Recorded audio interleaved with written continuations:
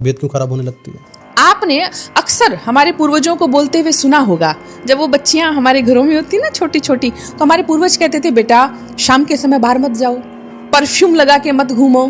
और आजकल देखिए ऐसे ऐसे पॉडकास्ट हैं, मतलब विभिन्न तरह के ज्योतिषी, खासकर मैंने देखा 2-3 फीमेल एस्ट्रोलॉजर्स हैं, महाराज वो आंख खोलने से लेके परफ्यूम लगवाती हैं, नहाओ परफ्यूम लगा के नहाओ, नहाओ बाल्टी में परफ्यूम डाल दो, परफ्यूम लगा के जाओ। और हमारे पूर्वज कहते थे परफ्यूम मत लगाओ, खासकर बच्चियों को, और शाम के समय। आप बताइए वो अनपढ़ थे क्या वो पागल मूर्ख लोग थे क्या? क्योंकि बच्ची का जो शरीर है, आप मानो ना मानो, वो पुरुष के शरीर से अलग है भाई। ये विभिन्नता तो प्रकृति ने देके आपको भेजा है, आप कैसे डिनाई करोगे? क्या पुरुष का शरीर अलग नहीं है? क्या उसकी संरचना भिन्न नहीं है? और बच्ची का जो शरीर है उसको प्रकृति ने वो डिफरेंस देके भेजा है। वो जल्दी अफेक्टेड हो सकती है क्योंकि उसके शरीर में कुछ ऐसे ओपन छिद्र हैं जहां प्रवेश इजीली किया जा सकता है। वायवीय शक्ति का, हवा का इज इक्वल टू प्रेत शक्ति का। समझ रहे हैं? उसके शरीर की संरचना ही ऐसी है। इसलिए हमारे यहाँ कहा गया पूर्वजों के द्वारा कि बेटा बाल खोल के शाम को मत घूमो, चौराहों से मत गुजरो, मेहंदी लगा के मत जाओ, परफ्यूम लगा के मत जाओ, मीठा खा के मत जाओ। ये सब जो वर्जनाएं थी, ये सब जो निषेध थे, वो ऐसे ही नहीं थे, इनके पीछे कारण था।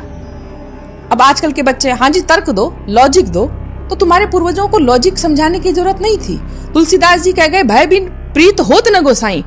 वो भय से तुम्हें समझाते थे, बट लॉजिक पीछे था। अब तुम्हें लॉजिक सुनना है तो लॉजिक सबसे बड़ा, तुम प्रकृति की संरचना देखो ना। तो मयंक जी, स्त्री का जो शरीर है वो इन नेगेटिविटी के लिए यूं समझिए अडेप्टेबल है, बहुत जल्दी वो ग्रसित हो सकती हैं, वो नेगेटिव ऊर्जा की ग्राएं हैं। ये हम आगे के पॉडकास्ट में बात करेंगे कि वो फिर अपनी पर्सनैलिटी कैसे मजबूत करे। अच्छा ये बताइए कि जैसे कि कोई एक महिला है या लड़की है जिसकी भी शादी नहीं हो चुकी है, अक्सर ऐसा क्यों होता है कि ये जो प्रेतराज होता है, भूत प्रेतात्माएं होते हैं, इन्हीं की तरफ अट्रैक्ट क्यों होते हैं? इनका खास कारण क्या होता है? महिलाओं की तरफ, पुरुषों की तरफ कम अट्रैक्शन देखेंगे? नहीं, पुरुष भी अफेक्टेड है मयंक जी।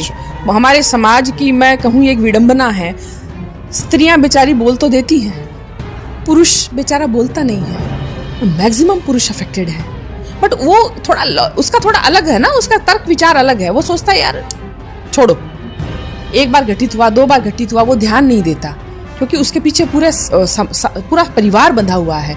पुरुष भी अफेक्टेड है, ऐसी बात नहीं है। हाँ, लेकिन स्त्रियों का मैंने कहा कि